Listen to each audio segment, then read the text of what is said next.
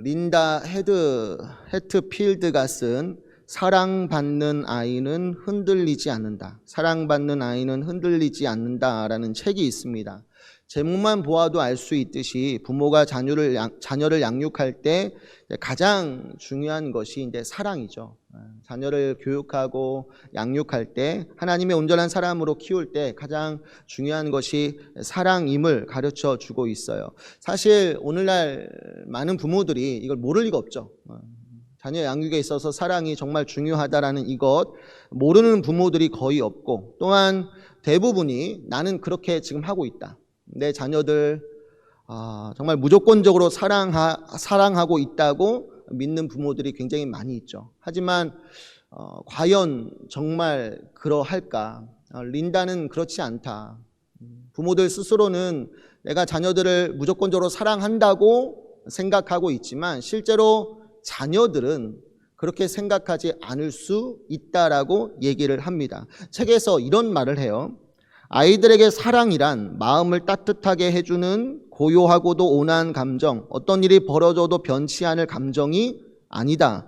아이들은 그 순간에 부모 얼굴에 떠오르는 표정, 목소리로 사랑을 감지한다. 부모가 매 순간 자신을 대하는 태도를 보고 사랑을 판단한다. 부모가 아무리 사랑한다고 말해도 자신의 어떤 행동을 좋아하거나 수용하는 모습을 보면 아이들은 부모의 사랑을 조건적이라고 여긴다. 이게 무슨 말인지 아시겠어요? 부모가 말보다는 어떤 얼굴 표정이나 몸동작, 억양 등과 같은 비언어적인 신호들을 통해서 사랑을 판단하는데, 문제는 뭐냐면 많은 부모들이 말을 잘 듣거나 순종적이고 공부 잘할 때하고 그렇지 않을 때 얼굴 표정이나 억양, 몸동작이 다른 거예요.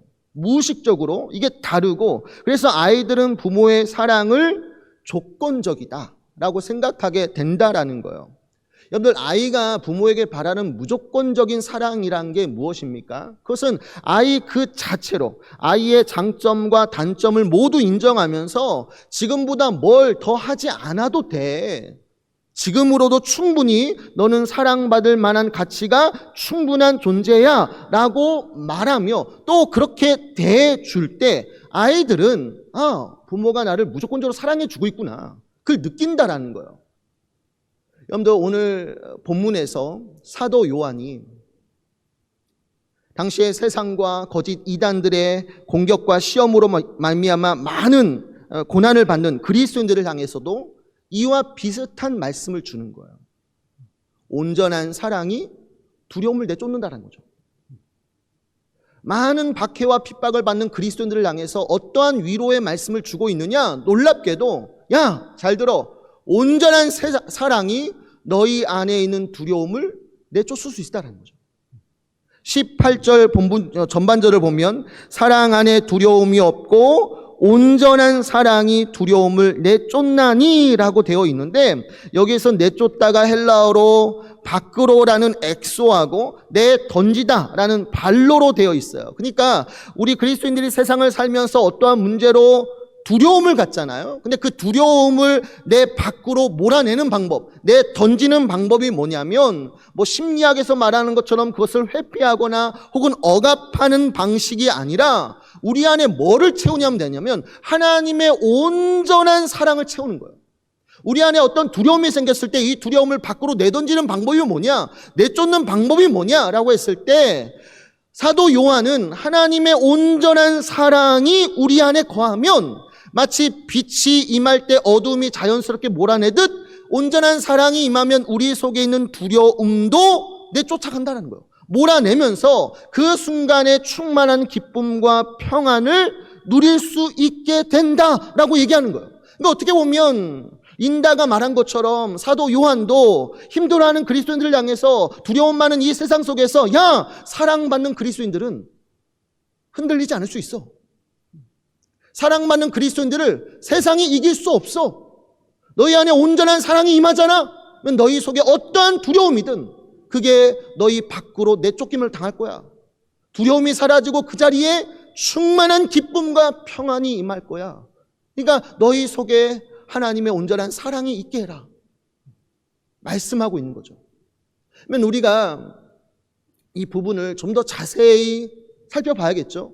하나님의 온전한 사랑이 내 삶 속에 정말 실제적으로 임하게 하려면 내 속에 하나님의 온전한 사랑이 임하여서 내 안에 부정적인 감정들이 다 사라지고 정말 내적으로 충만한 기쁨을 누리려면 어떻게 할 것인가? 구체적으로 우리가 할 수 있는 방법들에는 무엇이 있는가?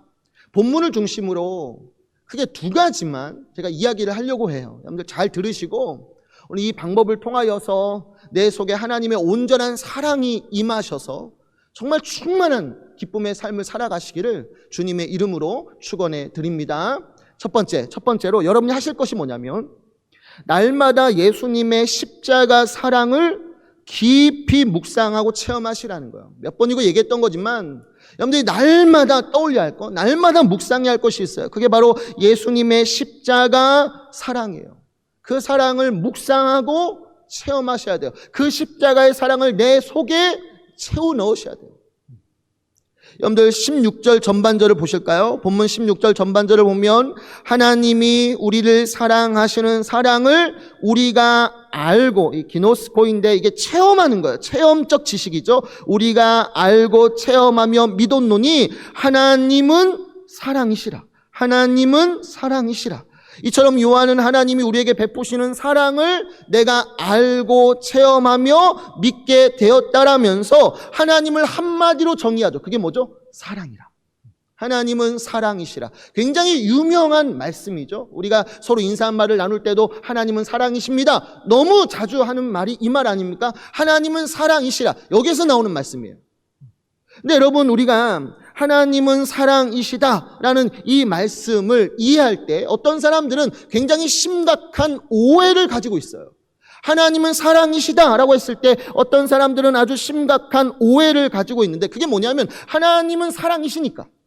하나님은 사랑이시니까 사람이 어떠한 죄를 범한다 할지라도 다 눈 감아 주시고 다 용서해 주시는 분이야.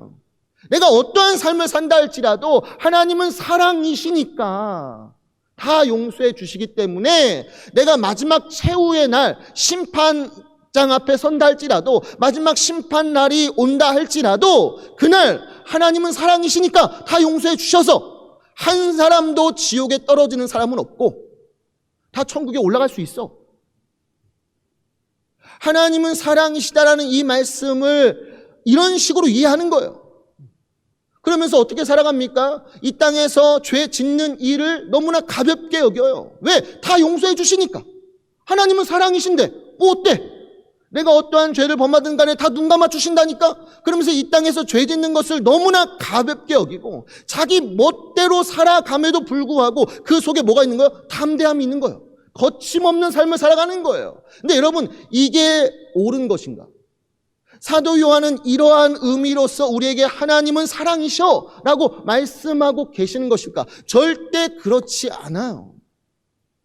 우리의 모든 죄에 대해서 다 눈 감아 주시고 마치 없는 것처럼 여기시는 것이 아니라는 거예요. 하나님이 우리에게 베푸신 그 사랑이라는 것은 우리가 어떠한 죄를 범하든지 간에 다 눈 감아 주시고 없는 것처럼 여겨주시는 것이 아니라 오히려 우리의 죄를 속하기 위하여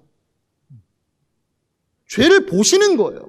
없다고 눈 감아주신 것이 아니라 오히려 우리의 죄를 정확히 짚어주시는 거예요. 오히려 우리의 죄를 정확히 보시는 거예요. 근데 뭐냐면 그 죄를 속하기 위하여 누구를? 자기의 하나밖에 없는 아들 예수를 십자가에 내어주시는 그 희생적인 사랑을 말한다라는 거예요. 예, 하나님은 사랑이시죠. 하나님은 사랑이십니다. 그러나 하나님이 오직 사랑이신가라고 묻는다면 아니에요. 하나님은 사랑이십니다. 맞는 말이에요. 그러나 하나님이 오직 사랑이신가? 그렇게 묻는다면 절대 그렇지 않습니다. 하나님은 사랑이시면서도 또한 거룩하세요. 사실 하나님의 사랑보다 더 중요한 하나님의 성품을 꼽으라고 한다면 그건 거룩하심입니다. 하나님의 대표적인 속성은 사랑이 아니에요. 오히려 성경을 여러분들이 처음부터 끝까지 읽어보시면 하나님의 대표적인 속성을 무엇으로 드러내느냐? 거룩하심이에요. 하나님은 거룩하시니 너희도 거룩하라. 얼마나 자주 명령하십니까? 하나님의 뜻은 이것이니 너희의 거룩함이라.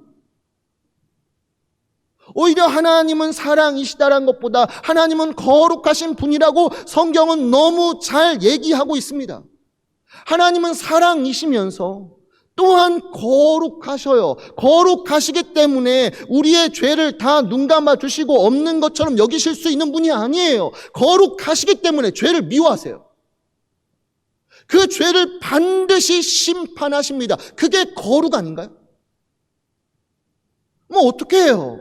죄인된 우리를 사랑하시기 때문에 우리를 구원하시기 위해서 어떻게 합니까? 이 죄의 문제를 해결하기 위해서 죄 없으신 아들 예수를 십자가에 내어 주셔서 죽게 하시는 거예요. 그래서 그 결과로 우리에게 죄사함과 구원의 은혜가 있게 하시는 거죠. 그러니까 하나님의 사랑, 우리에게 베푸신 하나님의 사랑이라고 했을 때 여러분들이 반드시 묵상해야 할 게 뭐냐면 십자가의 사랑이죠. 하나님의 사랑이 뭐야? 라고 했을 때 그것은 바로 십자가에 나오는 거예요. 십자가. 예수님의 십자가를 통해서 우리는 하나님이 우리에게 베푸신 사랑이 무엇인가를 정확히 보는 거예요. 십자가를 통해서 이것이 바로 하나님의 사랑이야. 근데 이 사랑에는 엄청난 희생이 치러지는 거예요. 출애굽기 21장 29절과 30절 말씀 보면 이런 내용이 나와요. 소를 잘 들이받는 버릇이 있어요. 소는 원래 본래 들이받는 버릇이 있어요. 걔도 물은 습성이 있고. 근데 소가 잘 들이받는 버릇이 있음에도 불구하고 주인이 단속하지 않았고, 그래서 소가 사람을 쳐서 죽이면 반드시 그 소도 죽이지만 그 소를 단속하지 못한 주인도 함께 죽여라. 분명히 율법에서 명하는 거예요. 근데 주인이 이때 살 수 있는 방법이 있어요. 그게 뭐냐면 피해 가족이 요구하는 보상금이 있을 거 아니에요. 어마어마한 보상금이에요. 근데 그들이 어떤 보상금을 요구하든지 간에 주인이 살고 싶으면 그 보상금을 건네주라는 거예요. 주면 네가 살 수 있다라고 얘기하는 거예요. 근데 이때 보상금을 성경에서 뭐라고 말하냐면 속죄금이라고 얘기해요. 생명의 속전이죠. 속죄금을 내어주면 너가 살 수 있어 라고 얘기하는 거예요. 근데 어떻게 보면 하나님이 우리에게 베푸신 사랑이라는 것도 우리 대신 속죄금을 지불하시는 거예요. 우리의 생명을 대신하여 속죄금을 내어준 것인데, 놀랍게도 그 속죄금이라는 게 뭐냐면 돈이나 땅이 아니잖아요. 자기의 하나밖에 없는 아들 예수를 속죄금으로 내어주시는 거예요. 우리는 물을 수 있어요. 아니, 우리가 그만큼 대단하고 귀한 존재인가요? 아들 예수를 속죄금으로 내어주실 만큼 우리 사람이 그렇게 귀하고 대단한 존재인가요? 여러분 스스로에게 한번 물어보세요. 아들 예수가 나를 위해서 죽어주실 만큼, 하나님이 속죄금으로 그 아들을 십자가에 내어주실 만큼 내가 그렇게 대단한 존재인가요? 이 세상에 그렇게 꼭 필요한 존재인가요? 그렇지 않아요. 우리는 어떻게 보면 개나 소와 같이, 잘 생각해 보세요. 남을 잘 물어뜯고요, 잘 들이받고요, 상처 주고요, 피 흘리게 하고요, 심지어 죽일 수 있는, 솔직히 말하면 사람은 그렇게 대단한 존재가 아니에요. 뭐가 그렇게 대단해요? 근데 하나님께서는 무슨 까닭인지 몰라도 그러한 우리를 사랑하시는 거예요. 우리를 사랑하사 구원하셔서 자기의 자녀로 삼기 위하여 세상에서 가장 비싼 속죄금을 내시는 거예요. 그게 뭐예요? 아들 예수예요. 죄 없으신 아들 예수를 십자가에 내어주심으로 말미암아 여기는 저와 여러분들의 생명이 다시 구원함을 받을 수 있게 되었다라고 분명히 얘기하는 거예요. 그러니 여러분, 이러한 예수님의 십자가 사랑을 우리가 깊이 묵상하면 할수록 무엇을 깨닫게 되면 나를 향한 하나님의 사랑이 얼마나 크고 놀라운 것인지를 진실로 알게 되죠. 정말 하나님이 나를 사랑하시나 의심이 되십니까? 십자가를 바라보세요. 십자가를 바라보면 나 같은 존재를 위해서 하나님이 치르신 속죄금 아들 예수가 얼마나 귀하신 분이십니까? 근데 그 아들 예수가 십자가에 달리셨어요. 왜? 나 같은 동물 때문에. 그러니까 십자가를 묵상하면 하나님의 사랑이 얼마나 크고 놀라운지를 깨닫게 되어지고, 그 창조주 하나님께서 나를 이만큼 사랑하시는데 어떻게 보면 그 사랑은 어처구니 없는 사랑 아니에요? 근데 그 사랑이 내 마음에 들어오면 세상에서 어떠한 문제로 두려움을 갖든지 간에, 야, 창조주 하나님이 나를 이렇게 사랑하시는데 그 하나님이 나를 지켜주시지. 내 안에 뭐가 사라진 거예요? 두려움이 내 밖으로 던져지는 거예요. 그러면서 그 순간에 기쁨과 평안이 임하게 되는 거죠. 바울이 로마서 8장 36절과 37절에서 고백하듯이 우리가 비록 이 세상에서 주를 위하여 도살당할 양같이 여김을 받는다 할지라도 우리를 사랑하시는 하나님으로 말미암아 우리가 넉넉히 이기게 될 줄 믿게 되는 거죠. 여러분, 하나님이 여러분을 진실로 사랑하고 계심을 믿으시기 바랍니다. 그 사랑이 여러분의 진실로 체험되게 되면 뭐가 두려워요? 우리가 뭘 두려워합니까?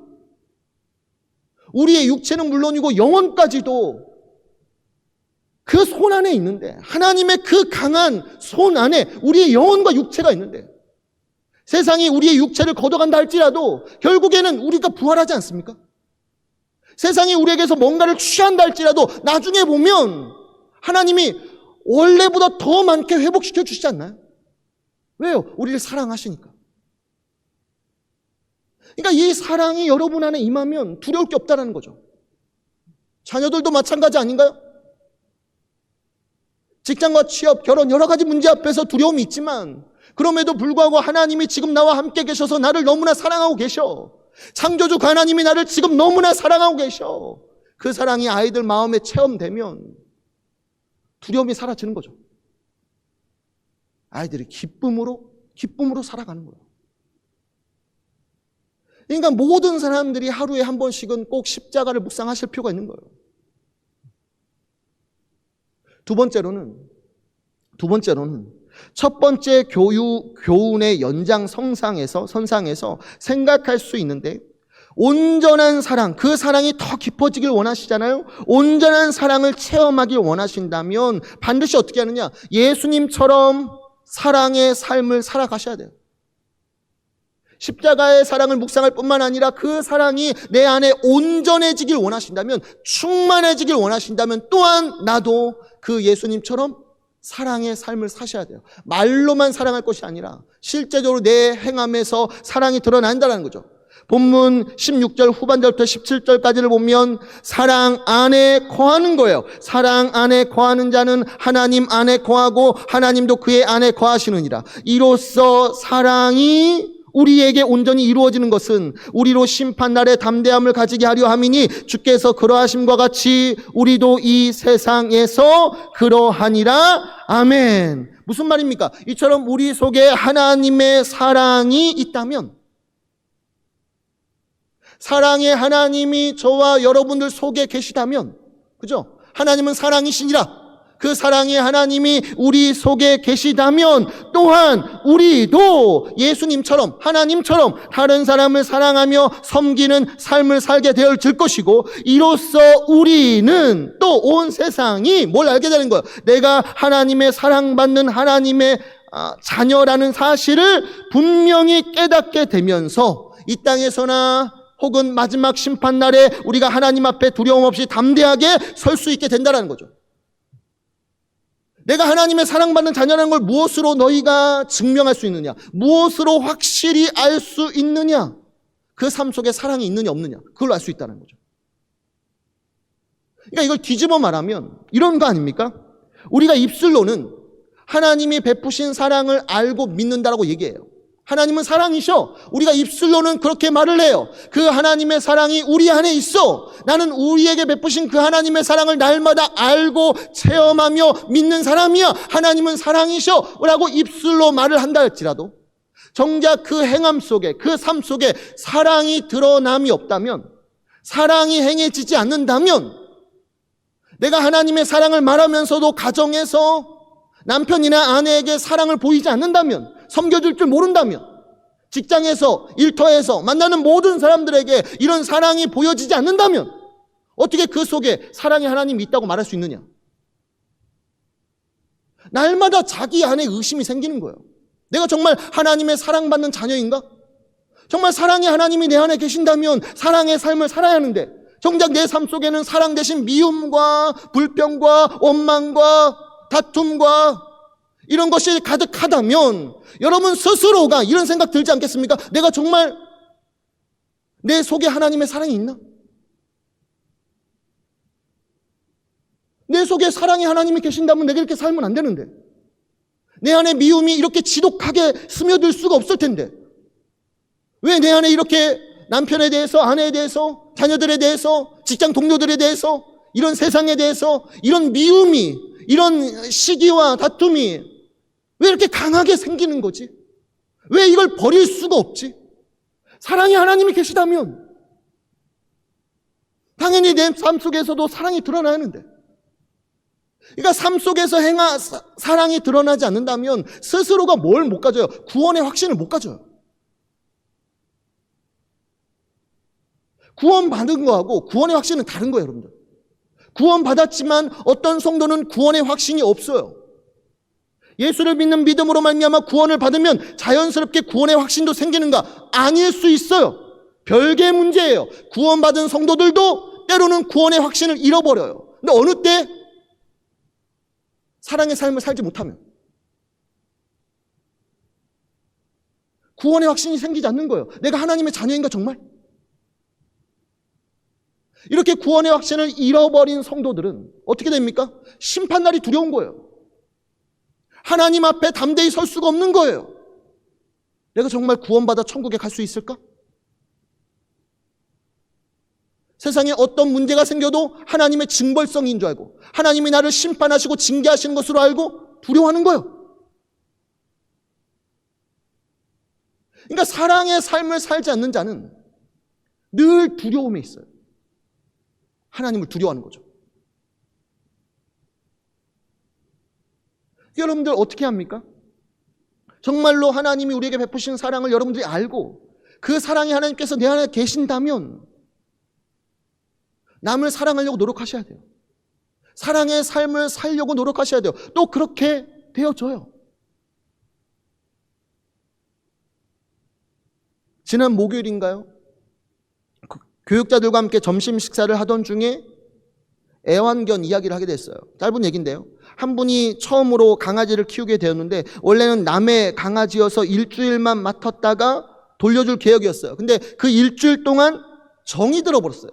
그래서 그 강아지를 아예 이제 맡아서 키우게 된 거죠. 강아지에서 이런저런 얘기하다가 어떤 한마디가 내 마음에 확 와닿았어요. 무슨 말이냐면, 목사님, 강아지를 키울 때 털이 가장 큰 문제였는데 사랑하니까 아무것도 아니게 되었어요. 강아지를 키우니까 처음이잖아요. 털이 걱정이었어요. 근데 털이 문제였는데 사랑하게 되니까 아무것도 아니게 됐다는 거예요. 여러분들, 우리도 마찬가지 아닌가요? 내 속에 사랑의 하나님이 계시고 로마서 5장 5절처럼 성령으로 말미암아 그 하나님의 사랑이 우리 마음속에 부어지고 있다면, 현재 그 사랑이 내 안에 부어지고 있다면 다른 사람의 흠이나 잘못이나 약점, 그게 무엇이든 간에 아무것도 아니게 되는 거예요. 그게 아무것도 아니게 되는 거예요. 사랑하니까 내 속에 사랑의 하나님이 계시면 그걸 날마다 체험하게 되면 다른 사람의 흠이나 잘못이나 연약함이 아무것도 아니게 되는 거예요. 어떻게 해요?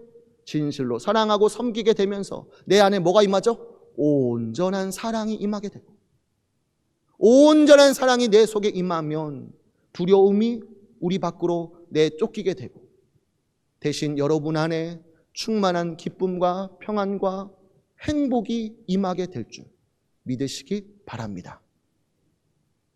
사랑하십시오. 그러면 사랑하려고 노력하십시오. 그러면 사랑이 따라와요. 감사합니다.